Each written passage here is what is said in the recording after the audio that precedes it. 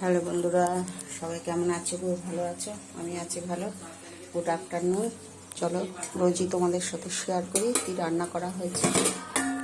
এই যে ভাত হয়ে গেছে, গরম গরম ভাত, ধোঁয়া উঠছে।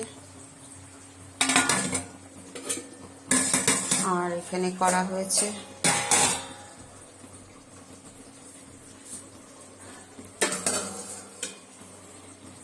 ফুলকপি আলু দিয়ে ডিমের অমলেট করে তরকারি করা হয়েছে। এই যে ডিমের অমলেট দিয়ে তরকারি করা হয়েছে ফুলকপি আলু দিয়ে। এই যে বেশি ঘাটা যাচ্ছে না, ঘাটলে ভেঙে যাবে ডিমগুলো। ফুলকপি আলু দিয়ে ডিমের অমলেট করে তরকারি করা হয়েছে। আর করা হচ্ছে এখানে পোস্ত, আলু পোস্ত,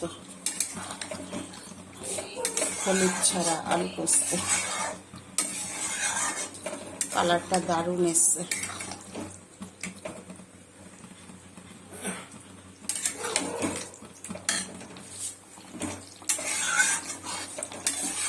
পোস্ত হয়ে গেছে, নামিয়ে ফেলবো। রান্না আমার কমপ্লিট। ওই ছিটছে না, ওই ছিটা আসছে, ওই জন্য গ্যাসটা একটু ছোটো করে দিয়েছি। আরেকবার দেখিয়ে দিই, আমাদের সাথে শেয়ার করি।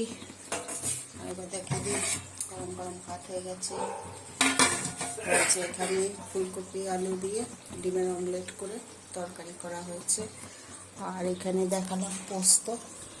আর এখানে কালকে চিংড়ি মাছ দিয়ে ভেন্ডি আলুর তরকারি করা হয়েছিল, সেই রয়েছে অনেকটা। আর এখানে রয়েছে করলা ভাজা, করলা ভাজা রয়েছে অল্প। এই মেনু আজকে। ঠিক আছে, আরেকবার দেখিয়ে দিই। গরম গরম ভাত রয়েছে, এখানে ফুলকপি আলু দিয়ে ডিমের অমলেট করে তরকারি। আর এখানে কালকে ভেন্ডি আলু দিয়ে চিংড়ি মাছ দিয়ে করা হয়েছিল সেই তরকারি। আর এখানে করলা ভাজা, ভেন্ডির তরকারি, করলা ভাজা কালকে। আর আজকে এই যে পোস্ত করেছি, ফুলকপি আলুর তরকারি, ডিমের অমলেট করে, আর এদিকে পোস্ত।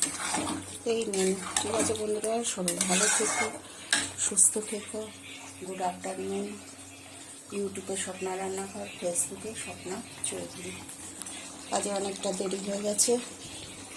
ঠিক আছে বন্ধুরা, সবাই ভালো থেকো।